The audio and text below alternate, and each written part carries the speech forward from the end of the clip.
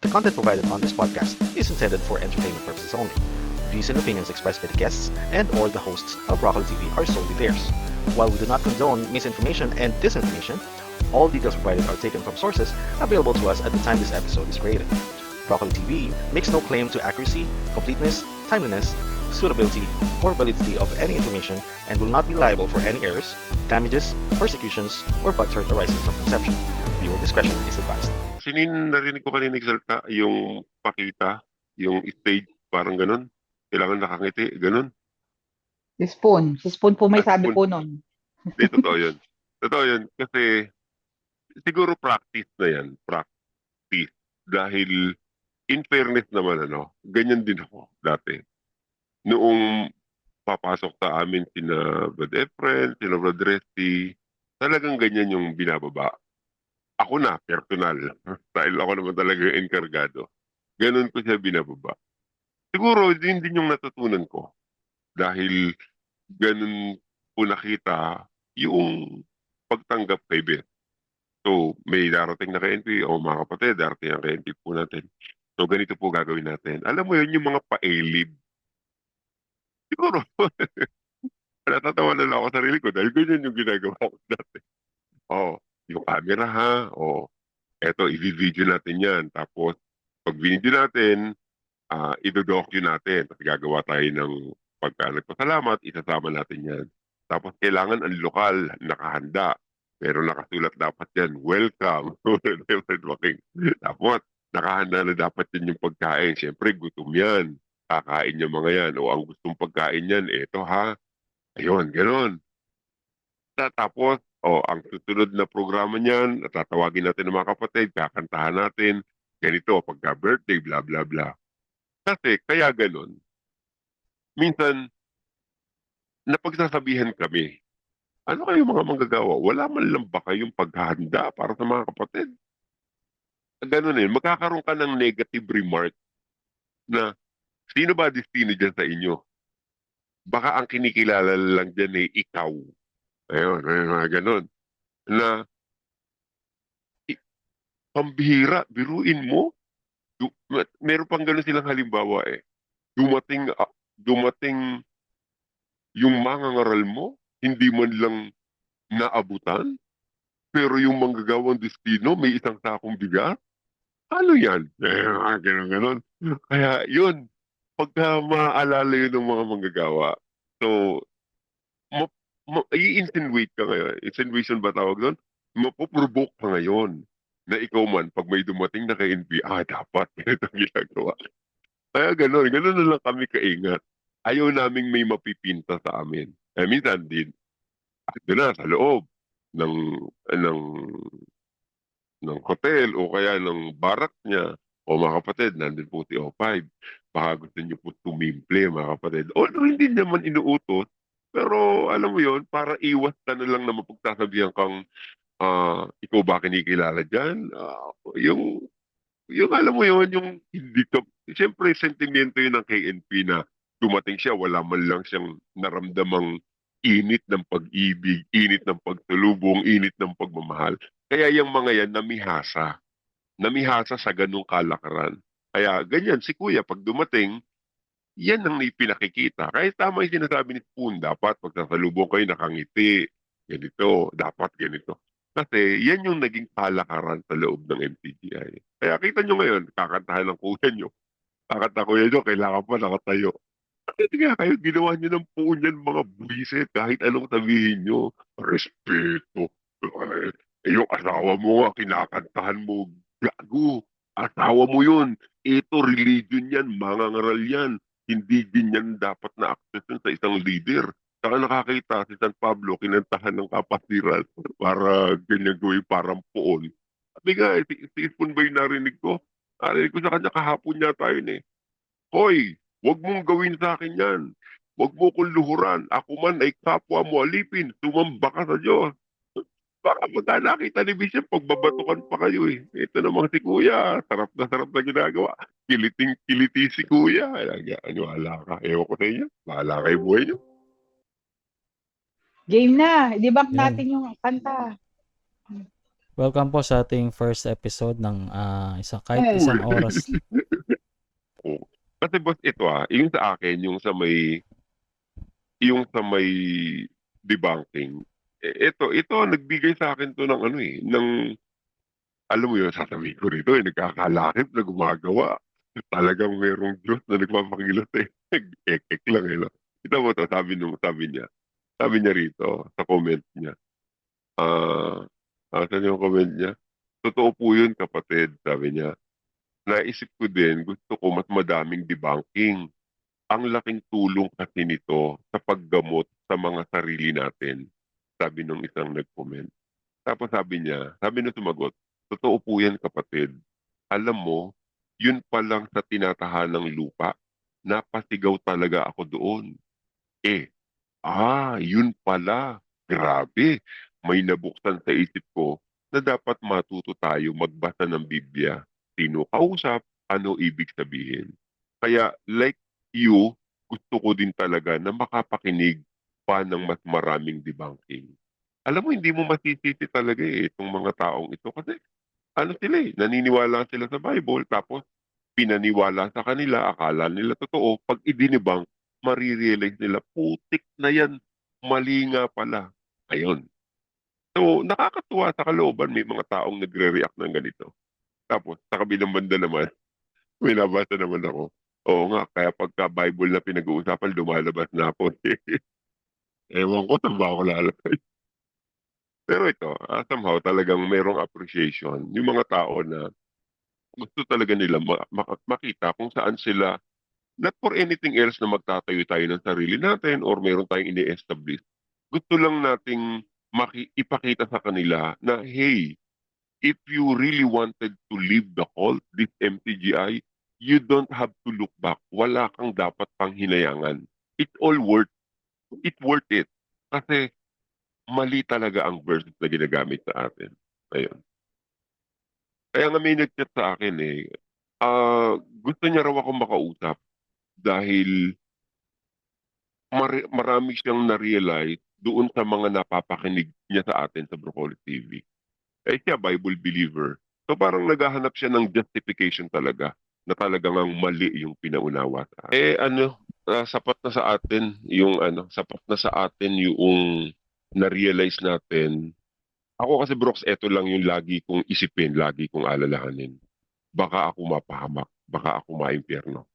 Alam mo, bago ko yun na-overcome, napakatagal.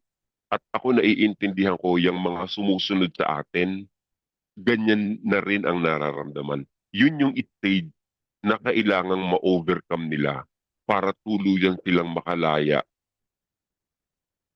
sa paniniwalang ang MTGI yan totoo. Kasi pag na-overcome mo na yung fear na yon, yung takot na yon, it goes.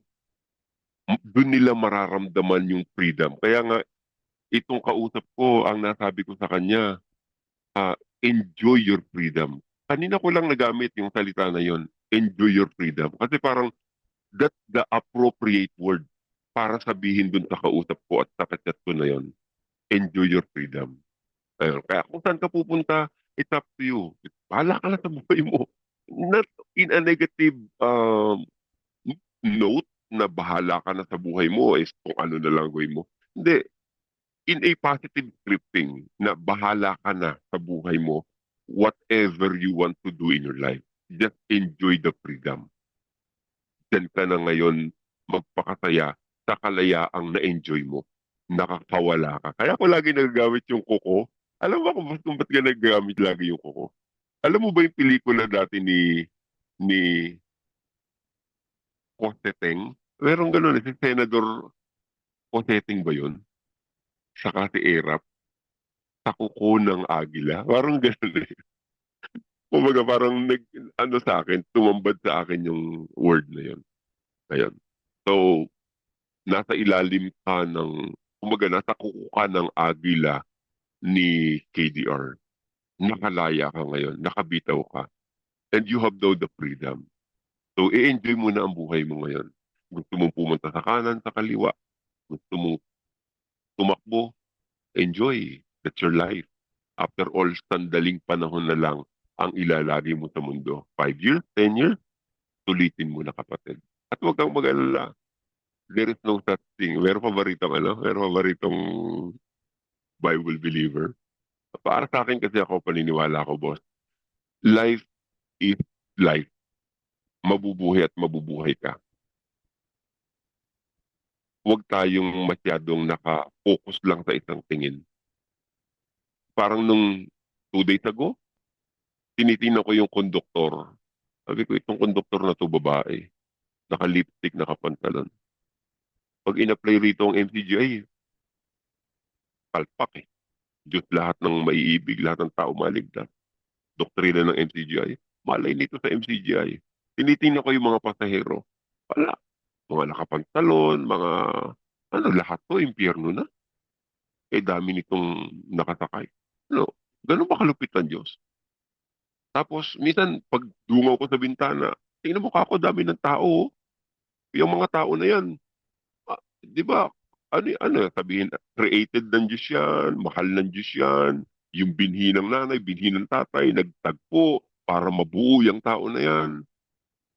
Minsan nare-realize ko, ganun talaga. Kung may nag-exist na tao, may nag-exist Kaya may nag-exist na tao.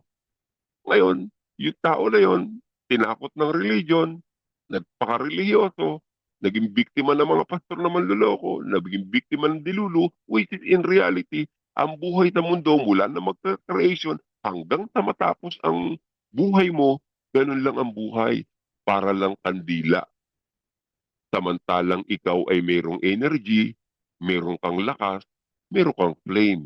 Pero darating yung time, mag-i-exist na yung flame. Kasi mawawala na ang body cell, mawawala na yung tissues, hihina na yung mga cells, hihina na yung mga tissues.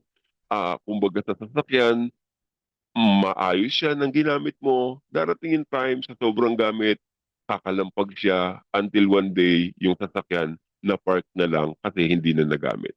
Ganon din ang kahoy, mayabong na mayabong, pero darating ang time, mag-cease to exist na rin siya kasi mamamatay at mamamatay na rin ang kahoy. Ang bulaklak, ang damo, lahat ng yan, even tao, lahat tayo mawawala sa mundo. Para lang tayong isang flame ng kandila, mawawala yung flame.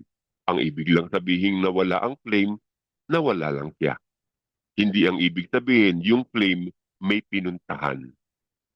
Walang ganon. It all kwento. Napaniwala tayo sa kwentong pag namatay tayo, meron tayong pupuntahang ibang mundo. Wala nun. Walang nakakaalam nun. It all about kwento.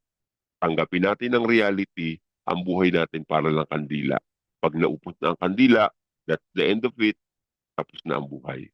Kaya enjoy the freedom. Nakalaya ka na, mahalin mo ngayon ang pamilya mo kung saan mo man gusto pumunta. Yun ang masarap na buhay. Kaya konti na lang. Enjoy. Enjoy the chicken joy.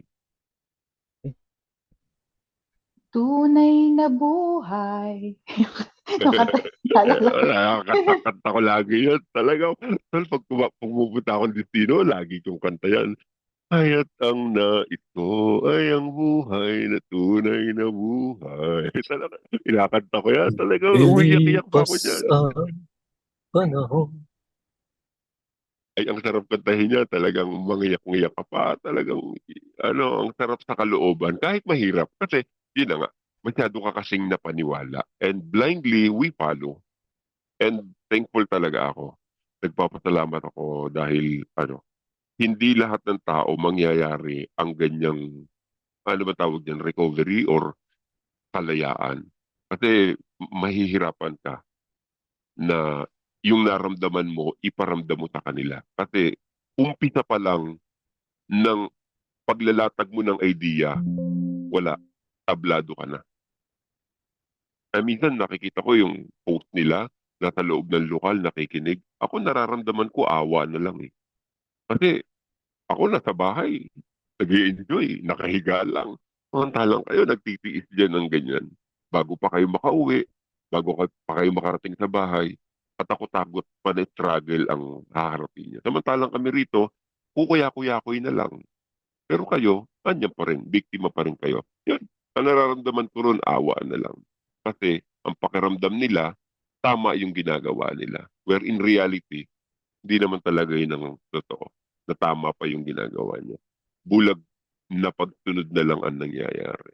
Na pagsamantalahan na lang kayo. Sayang. But anyway, that's life. Tayo naman, lumabas naman tayo, hindi para magpakasama. Go. Ayun. Magkaiba tayo ng ano naman doon sa yung sinabi mo kanina, yung sa kandila, di ba? Yung parang ako bilang believer talaga, ang pinangahawakan ko talaga yung uh, parang ano magsisimula naman talaga doon kay Abraham talaga kung paano ano yung hope niya yung hope niya na merong merong mundo na better than this world. Yun parehas kami doon ako humahawak din doon sa hinahanap niya Yun naman din yung inoffer sa kanya ni God na yung iwan mo yung yung lupang 'di ba yung kung nasan siya tapos dadalhin kita doon sa which is para sa akin hindi naman din yun yung Israel talaga na yung literal na Israel na hindi naman sabi nga nakatulog na si Abraham hindi niya naman na halos lahat ng mga sumampalataya nakatulog na at hindi pa nila nakita yung yung pangako. So para sa akin ako nabuhay din ako kagaya ni para sa akin kahit sabihin nila na parang kwento lang si Abraham pero hindi tumutugma ako rin nabubuhay din ako ngayon dito sa mundo ito yung buhay ko hindi naman peke pero kung ikukumpara ko sa kanya na kung sila naghangad nung better than this world ako rin ako yung nabubuhay din naman ako dito sa ngayon nakita ko naman na yung buhay dito talagang there's something hinahanap ko pa rin yung better than this world. Oo na kagaya nga sinasabi mo na pwede namang i-enjoy yung buhay dito. Hindi may limitation kasi. Katulad niya sa katayo ako may limitation 'Di ba? Hindi So para sa akin kahit anong gawin ko hindi ko magagawa dito 'yon. Hindi ako magiging free na talagang as in free na magagawa yung Kaya nga naghahangad ang katulad ko ng better world. 'Di ba? May mga siguro nagagawa ko man yung mga ibang bagay na as a free man, wala na akong religion, hindi naman ako sakop ng mga utos-utos din. Para sa akin malaya ako. Pero hindi pa rin nakaka-count 'yon na uh, naghahangad yung isang katulad ko ng yun nga kaya siguro sinasabi nga ang inaasahan lang naman ng mga kagaya namin yung pagkabuhay kaya nga pagkabuhay na mag-uli Para sa akin yun din naman yung essence ng pagdating ni Christ, yung sinasabing gospel, halos lahat naman ng ito lately na realize ko. Lahat naman yata ng gospel na yung 4 na gospel na nakarating dito, it's pinakita naman doon yung pagkabuhay na mag-uli 'di ba? Tapos yun din naman yung sinasabi ni Pablo It's about pagkabuhay na mag-uli. Bakit? Kasi nga naghahangad kami, ako, kasama ko doon, ng better world than this world. Hindi dito wala akong makitang wala akong makitang matatapos yung buhay ko dito na nagtiis lang din ako Kahit sabihin mo bang gawin mo lahat hindi kahit na sabihin yung sundin ko yun, gawin ko lahat hindi pa rin. There is yun yung hope namin na hanggang ngayon umaasa pa rin sasabihin na natin na lang yan, imaginary, may buhay na wala yung sasabihin nyo nga na walang ganun. Kahit na sabihin mo nga nandun na lang kami umaasa sa ganun. Sana meron, may better world than this world. Yun yung pag-asa ng isang katulad ko na alam mo yun, makasama mo yung pamilya mo na nawala na sa iyo. Halimbawa, mother ko, gusto ko ulit siyang mayakap, 'di ba? Siyempre wala na siya yung something na hindi mo talaga hindi talaga nakuha dito Kaya yun lang. Parang para sa akin kasi nonsense na. Sana hindi ako nga sana nga kung talagang gano'n na sinasabi na wala namang pagkabuhay ng uli at ito lang yung buhay dito. Ako hiling ko sana nga hindi na ako pinanganak na lang eh. Hindi na ako nag-exist sana lang. Kung gano'n lang. Yung kung parang dito lang, sana nga hindi na ako nag-exist eh. Kaya lang nag-exist ako, nagkaisip ako, narinig ko yung mga ganyan na ano. So, yun yung hope ng mga isang katulad ko na na umaasa pa rin na sana hindi lang tayo dito pinanganak sa mundo para mamatay din in the end lang. Sana hindi yung ganun. Yung purpose, yung sinasabi nga na para sa akin hindi lang dito.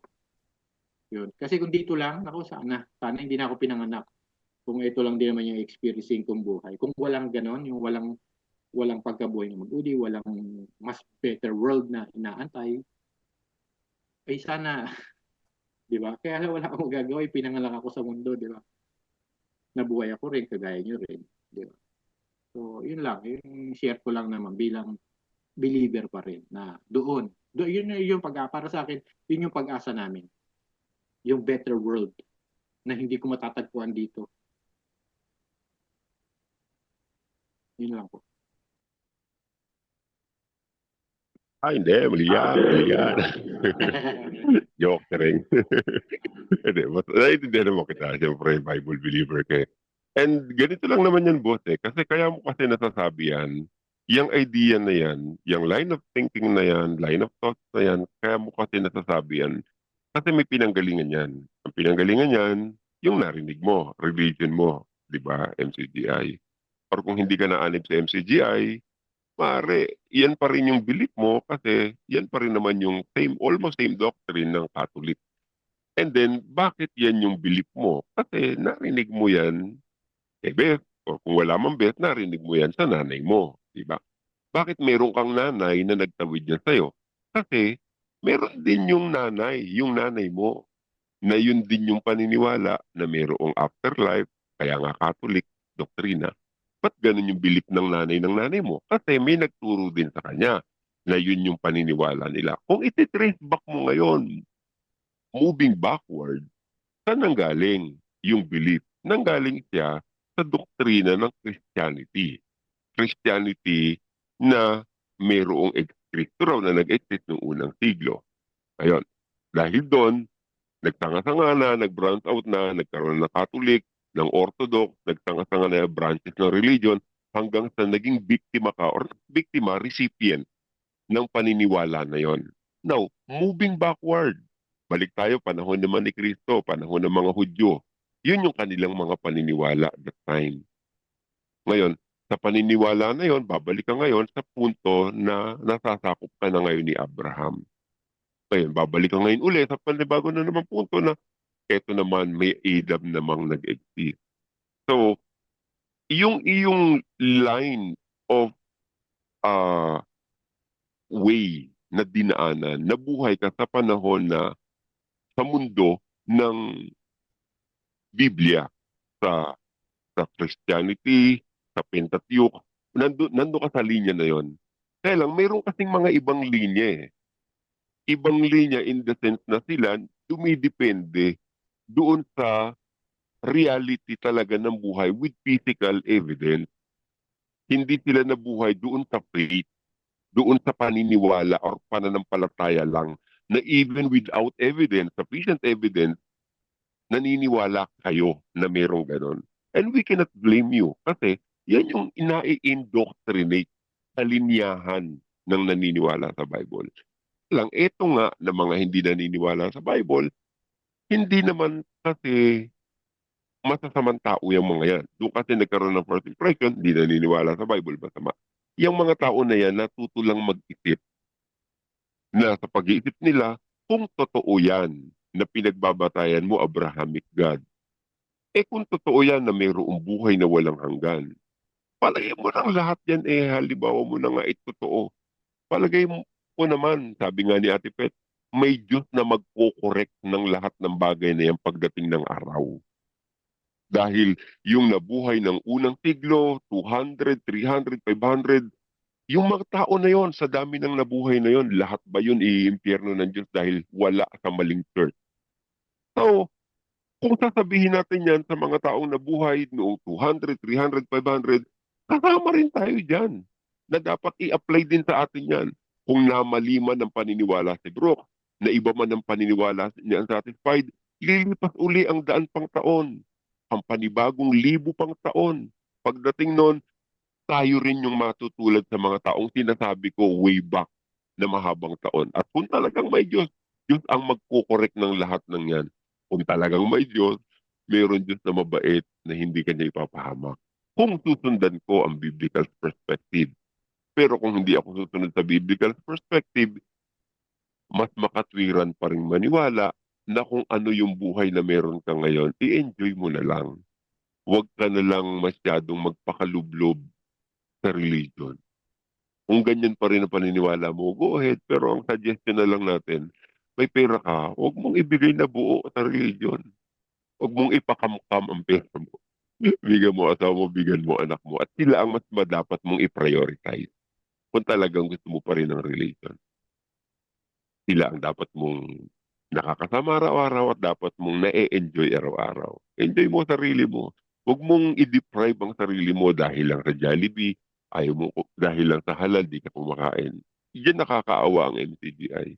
Ang sarap ng Jollibee. Pero yung mga sarap ng Jollibee, napaniwala kayo sa dilulo yung pastor ng pagkain ng Jollibee hindi bawal. Ang meron nag-iisip pa kayo, yung nagse-certify ng Jollibee, sinabi nila hindi po certified halal ang Jollibee. Hindi kayo naniniwala, bahala kayo buhay nyo. Yun ang sa atin, Ridel, yung liberty, yung kalayaan, yung sarap, yung enjoyment. Kanya, hindi mo na-enjoy. Ilang taon ka na lang mabubuhay? 5, 10. Hindi ka naman mag-e-enjoy para magpakasama. I-enjoy mo ang nalalabi mong buhay. Dahil who knows, paano kung wala namang buhay talagang walang hanggan? Dilugi ka lang. Wala lang nangyayari sa'yo. Kasi yung mga taong nabuhay in the past, ganyan din ang paniniwala eh. Ang paniniwala nila, may buhay na walang hanggan eh. Ang tagal na ng panahon. Darating, darating, darating. Nako, Riddle, magme-merge na uli ang Andromeda Galaxy at Milky Way Galaxy. Lugi ka. Sayang ang buhay mo. Masyado mong tinali sa ganyang paniniwala. Masyado kang dinisiplina. Hindi ka ba? Hindi ka ba? Sorry ah. Hindi ka. Masyado kang Hindi, napadisiplina. labas kasi ako dun eh, di ba? Nag-gets ko naman yung point mo eh. Yung mga nakakulong, di ba? Nakakulong sa actually para sa akin, no, yung tinutukoy mong nakakulong. Nakakulong kasi sila sa aral ng tao. Which is yun nga, katulad yan, yung mga ginawa ni Brad Ely at saka na ginawa ng mga katulad ni Brad Ely sa tao. Di ba? Yun yung para sa akin walang yun nga, dapat talagang alisin sila doon at nakakaawa naman yung buhay nila dahil nga, di ba? Oh. Pero ibang Kaya, klase yung mga kaya, buhay muna. Narinig ko yata kay Brooks dati, si Dana naniniwala sa flat earth. Tama ba kami ni yun? Oo. Oo, kami Eh, ni ganon, Dana. Oo, ganon, tama ganon. yun. Kumbaga, parang sa akin, Tama yun, Dark Knight. wala problema ron kung maniwala ka sa flat earth, maniwala kang triangle ang earth, kung saan ka masaya, kung saan ka makakaramdam ng enjoyment sa buhay mo, then go. Ang sa atin lang, yung karapatan, kalayaan, enjoyment, liberty, wag na nating ipatikil sa mga taong nakapaligid sa atin. Ganun. Kaya sa akin, katoliko ka, gusto mo mag-Catholic, okay lang. Kamusta na pala kayo ni Sol? Okay naman kami ni Zoro, wala. Magkausap nga lang kami kanina eh. Ah, Di, okay. sabi nga sa akin ni Zoro, di ka ba na, DK? Yung mga nandyan sa podcast, bumabalik na sa pagiging katoliko. Sumasamba na sa Diyos-Diyusan. Natatanda ko, sariwa-sariwa sa isip ko, inatake niya ako ron.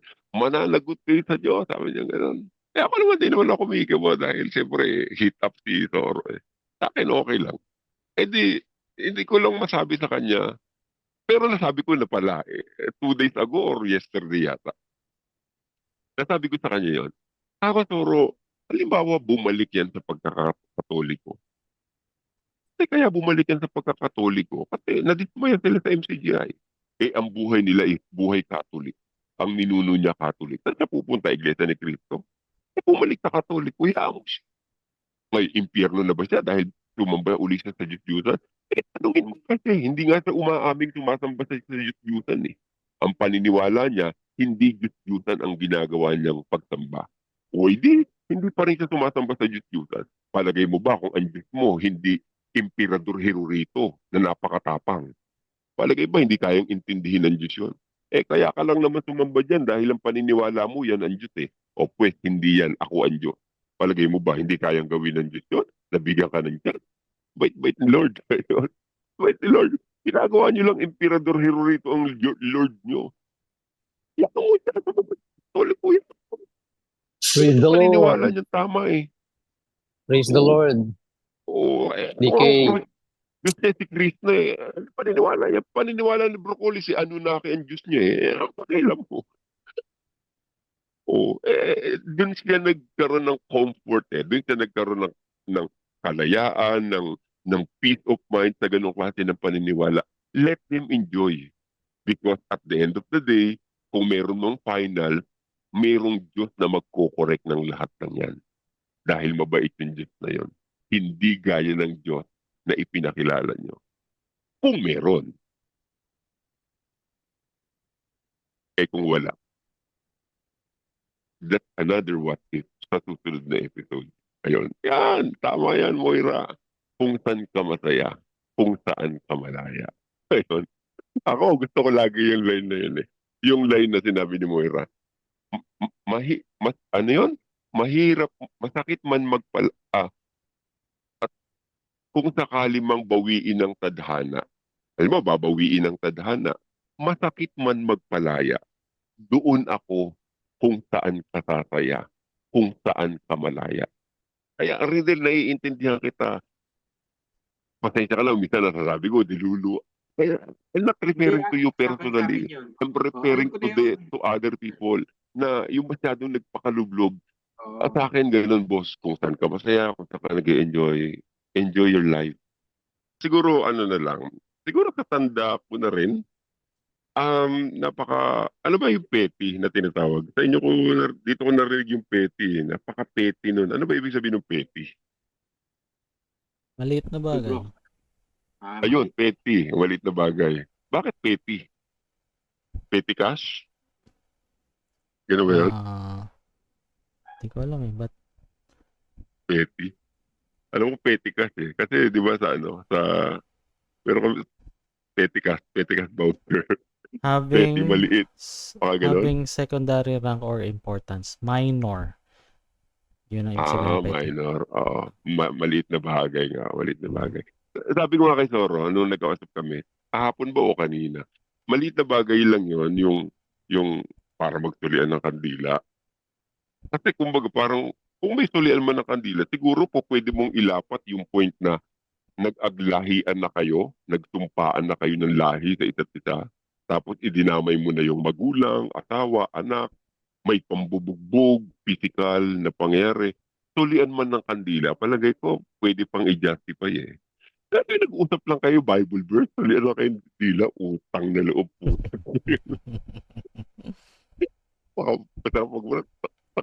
Ano ba tayo niya? Sulian lang kandila. Utang na loob dahil lang sa hindi nagkasundo. Bagyo ba ano ba ng Diyos yan? Opo. Napaka-petty nun, napaka-petty. Malit na bagay. Ewan ko lang boss, siguro sa tanda ko na rin siguro, sa edad, dumarating yung point na na lang, may mga bagay na nililet go mo na lang. Hindi na malaking issue at malaking bagay sa'yo. Ganon. Minsan, siyempre, dumarating yung point, parang yung nakaraan, kay Jericho ba yun?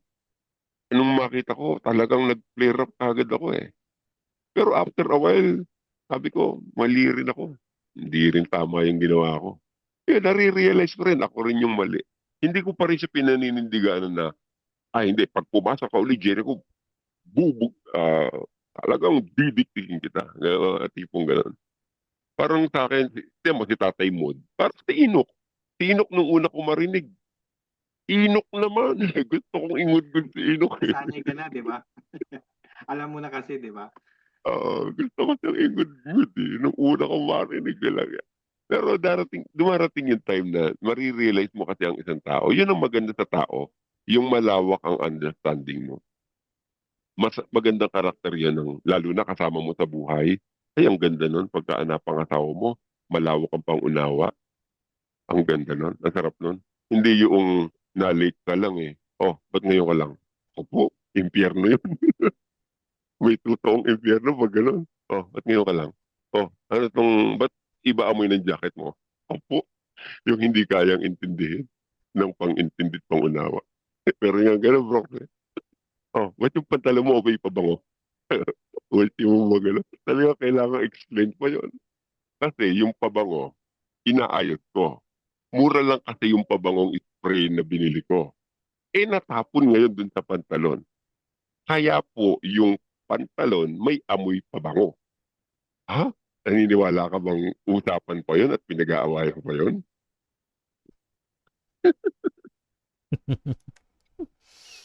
Totoo yan sa mga babae. Ako, inaamoy Bro, ako. Depende sa pabango. Minsan, mahirap i-distinguish kung anong pabango yun. Nag-alcohol lang ako sa kamay, tapos naamoy niya, amoy ano to ah. Ano to? Takot agad ako. Nag-alcohol lang ako, pambira. ba't hindi ka maniniwala eh? Eh di, meron akong, basta meron ganito. Di, nilapitan ng kapatid, hinawakan sa braso. Bro, tagal ko na pong hindi ka nakikita. Kamusta ka na po? Eh, di nandun yung asawa. Kamusta ka na po? Ayun, di, ganun. Di, ayos. Walang issue. Eh, tapos, yung lalaki, ah, nag-toothbrush. Nag-toothbrush siya. Tapos, tinama yung babae, tapos kinausap yung babaeng humawak doon sa kamay. Away! Katapos, bakit kailangan kang hawakan, kapatid?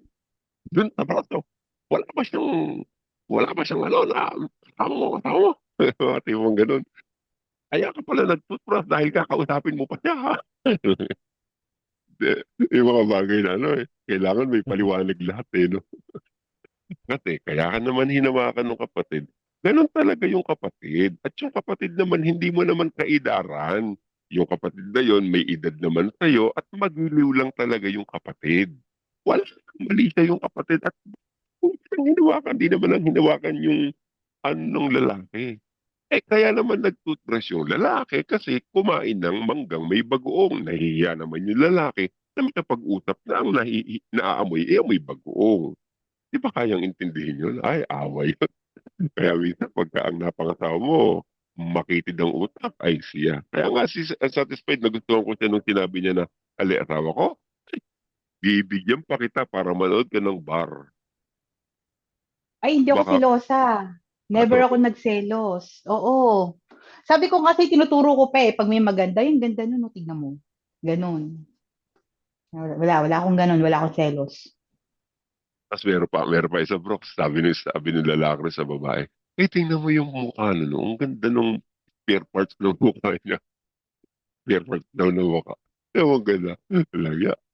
Away. Ayun. May mga bagay na gano'n na hindi mo ini-expect na, ha? Bagay na kaselos-selos na yung bagay na pag-aawayin nyo na. Yun lang. Ayan. So, anong extent ng pangunawa ang kailangan mong ibigay doon? Pero kung meron kang babaeng asawa na malawak ang pangunawa at pangintindi, napakasarap nun. At yon ang isang karakter. Siguro maganda nating ma-apply sa buhay. So, masimpleng bagay, huli ang kagad ng kandila. Tapos na yun. Kaya nga si Inok, wala. Kahit ano sabihin ni Inok, tanggap ko na. Si tatay mo, kahit ano pa sabihin niya ngayon, tanggap ko na rin. Kaya lang, sinispindi ni Brock eh. Kaya ako humahanga ako kay Brock eh. Kasi, tinitingnan ko si Brock eh. Yung level niya, yung level of tolerance, hindi ko abot. Iginegate ko sarili ko. Laya ka akong lakas.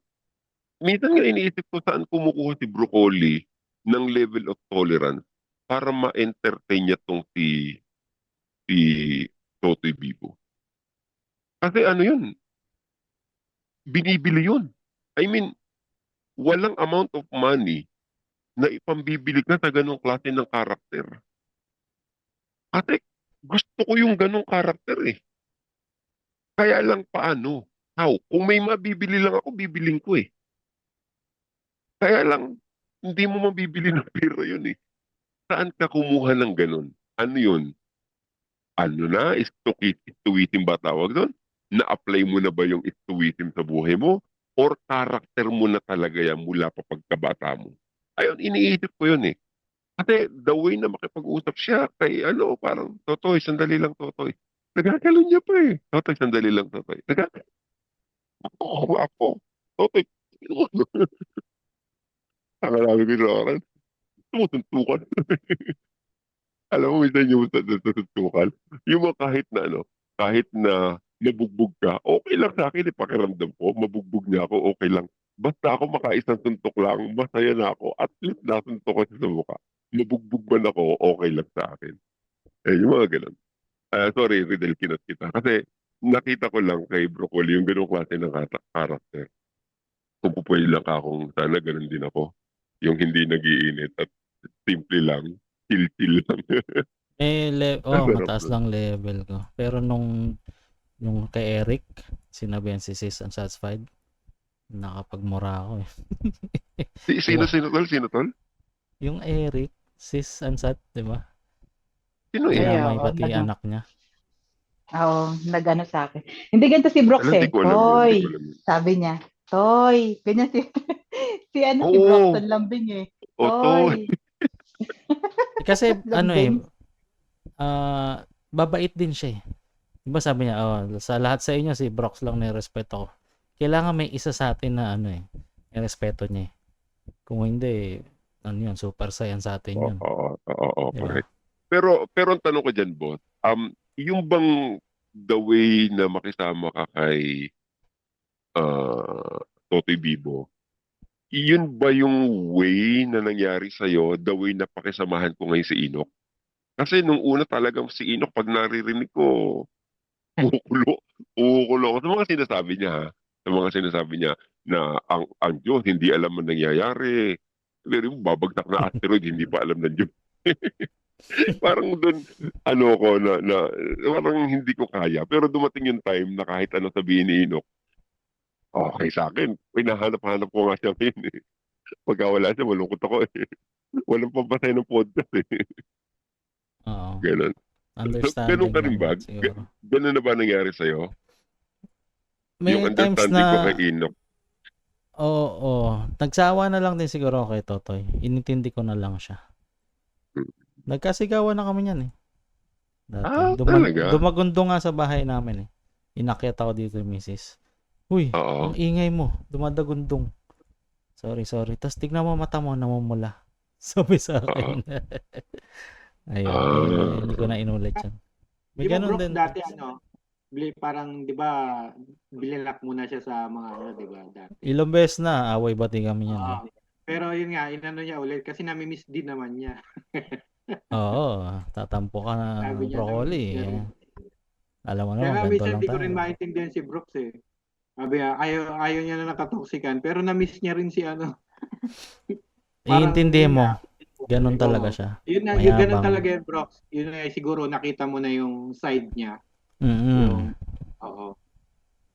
Parang Naintindihan parang yun mo. nangyari din lately yung kay Kayo naman, 'di ba, bro? It's about hindi lang kasi naintindihan yung both sides eh. Tignan mo, 'di ba natuwa ko lang pinanood ko yung yung pumasok siya ulit sa inyo. Yung napanood ko yun eh. Sabi ko, ay sa wakas, sabi ko, nagkaintindihan din. Kasi nga hindi niya lang din naman na-gets yung pinanggagalingan dito. Same din naman yung hindi natin na-gets kung saan siya nanggagaling, 'di ba? So, nung pumasok siya, yun nga, nung nakapag-usap niya, naintindihan na niya, di ba? Bumili pa nga ako nung nag-sorry pa siya, di ba? Kasi nga, nagets na niya, na alam na niya kung saan tayo nanggagaling yung podcast. Kasi akala niya, siyempre, yung nga, maling akala. Pero kung magigets mo na yung tao, yung kung saan nanggagaling, yun yung dapat natin talaga eh. Yun nga, siguro yung sense ng empathy, kailangan mong pumunta muna dun sa kalagayan ng tao kahit na ang hirap intindihin, 'di ba? Para maintindihan mo talaga kung saan nanggagaling kahit magkaiba kayo. Yun eh. Yun siguro yung nakita mo na rin kay ano, na kami, hindi pa alam may nakikita yon. Kaya ako, pagka pumapasok din siya, actually hindi ako magsasalita talaga. Kasi ayoko, yung nga, pigil na pigil yung sarili ko. Ayokong, kaya pinapayo ko din kasi sa iba, kasi katulad dyan, si DK, alam ko, bibigay na kayo ng tributo na naman eh. Mapapalaban na naman to, marami na naman siya masasabi, tapos in the end, di ba? Kagaya nga sinasabi ni Ate Pais din, in the end, marirealize din naman natin na ay, nasobra. Nagpadala kasi tayo sa damdamin. Marami kasi tayong masasabing hindi maganda kapag nagpapadala tayo sa bugso ng damdamin natin. So, talagang training sa atin yung magpigil ng bibig na hindi basta-basta na magsasalita na para lang ano. Di ba? Nakikita natin sarili natin, di ba, Brox? Naranasan yun. Lahat naman tayo nakaranas yun. Yung pagka nadala na tayo ng sobrang galit. Yung, alam mo yon, siguro kagaya yung sinabi nga ng misis mo, nakita namumula na yung mata mo. Ako naranasan ko na rin yun eh, yung nadala ko na ano. Ayoko na minsan ano, maranasan din yun. Parang grabe, di ba, yung pakiramdam.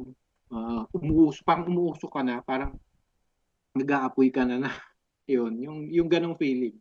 Lahat naman tayo siguro nakaranas. So talagang the best pa rin yung pigilan natin yung yung sarili natin talaga bago tayo kahit nagigil ka na magsalita minsan talaga. Yun. Para sa akin yun yung yung ngayon sinasabi nga ng Panginoong Jesucristo na nakahahawa yung lumalabas sa bibig kasi galing nga yun sa puso natin. Dati ko pa yung nai-apply na parang sabi ko, kung may lason man, yun para sa akin lason yun eh. Yung mga masasamang nasa loob natin na bawa galit, pag nilabas natin yan, paano ba natin may lalabas yan? Pamagitan din ng bibig, mahahawa natin yung kapwa natin. Hanggang sa in time, magagalit na rin siya. Yun, salpukan na. So yun yung para sa akin lason. Kaya nga sabi ko, kung meron akong ganun sa sarili ko, nagpipigil ako, ibali nang ako lang yung maapektuhan. Kaysa ilabas ko, sigurado gulo, mas lalong gulo. Pagka nilabas natin yung mga negative na nasa loob natin. Yun.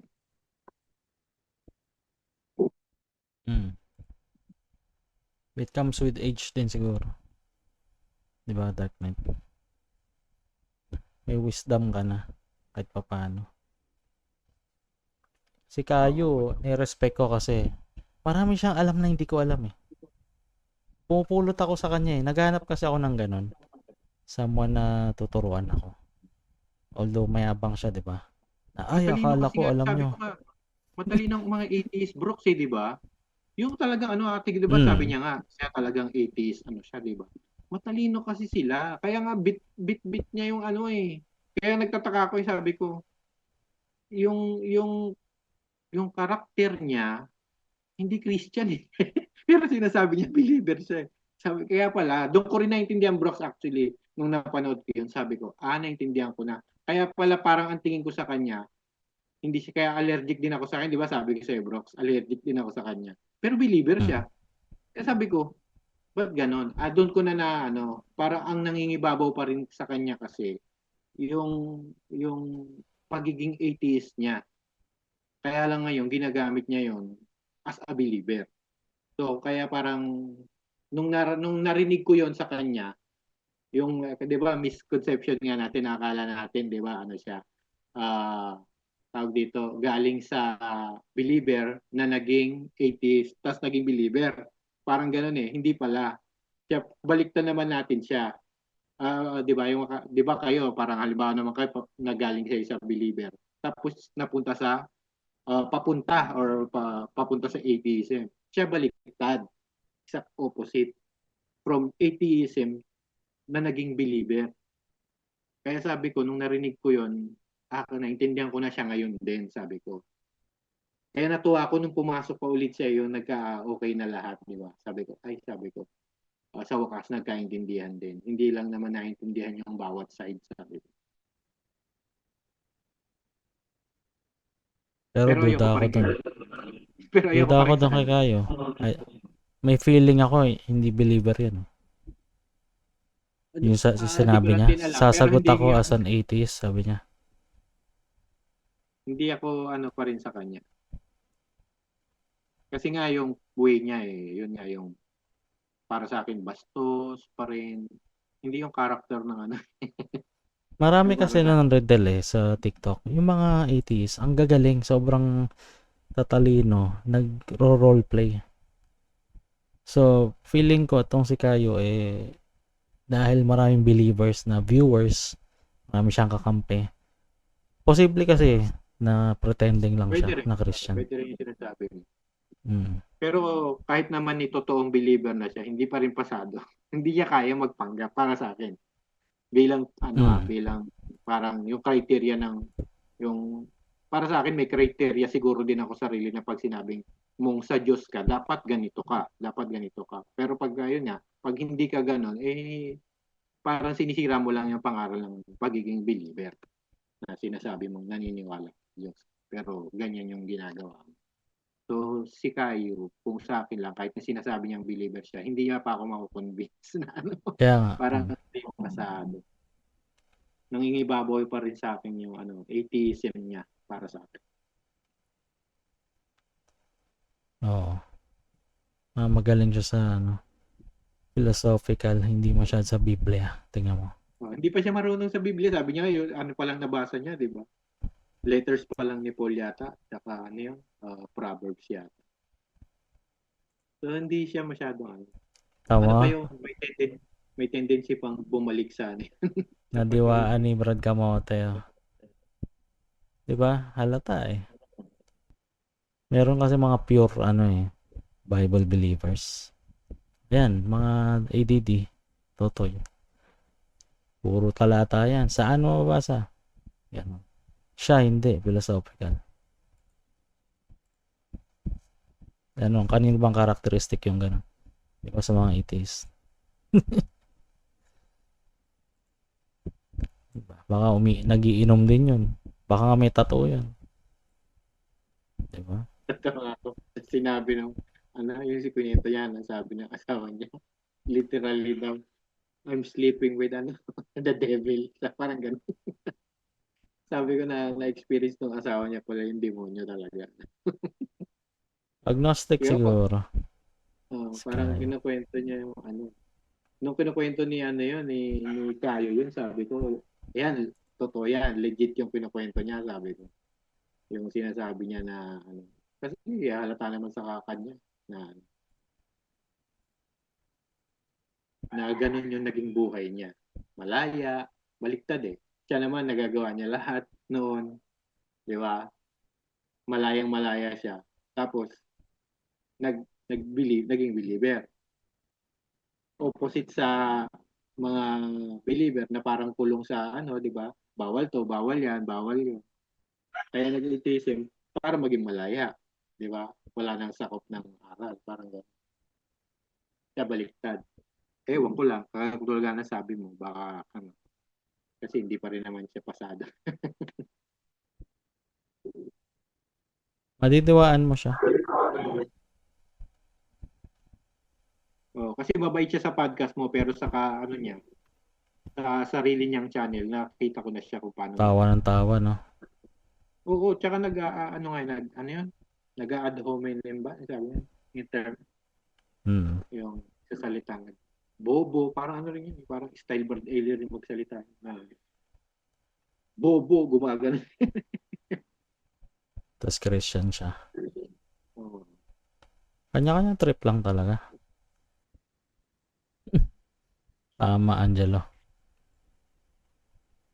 Akala niya alam natin. Hindi pa pala. Para siyang alien na may advanced technology. Ay, sorry. Mga primitive pa pala kayo dito. Sorry naman.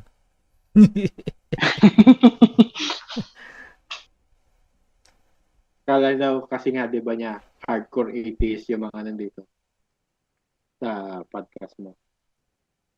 Tapos nung nalaman niya nga yung kwento na saan tayo galing, doon pa lang niya na-realize na. Diba nga sabi niya nga yung agnostic, sabi niya atheist na din daw yun. Sa kanya. sa kanya yon. Pero 'di ba, buti sinasabi mo na papunta pa lang, pero hindi pa talaga mayroong chance pa rin, 'di ba? Ayun pa. Totoo, Brad. Maditiwaan mo kasi ang totoong Christian eh. Talagang nakatingin sila kay Christ. Si Christ kasi ang gano'n. Yan, iba yung way niya. Nagpe-pretend lang yun. Mababan loob ang Christian, di ba? Siya hindi eh. Parang Brooks eh. 'Di ba kayo tinatanong minsan, anong makakapagpabalik sa inyo sa di ba? Halimbawa, kahit sa sabi mo ng MCGI lang. 'Di ba nagtatanungan tayo dito. Tapos magbibigay kayo ng kung paano yung makakapagpabalik. Parang may ganun din siya eh. Yun nga yung ginagamit niyang argument lagi. Makakapagpabalik lang din sa kanya sa atheist yung pagka nabuhay daw. Nakita daw yung katawan niya. So, baliktad talaga. Doon naman siya pabalik. Magbabalik loob siya sa di ba? Kumbaga, exactly opposite talaga yung sitwasyon. Ewan ko lang. Labo nun. Hindi naman evidence yun ng Kasi nga, yun niya, di ba? Galing nga siya sa atheist, di ba, more on evidence kasi, di ba, ang kadalasang hinahanap ng atheist. Physical evidence.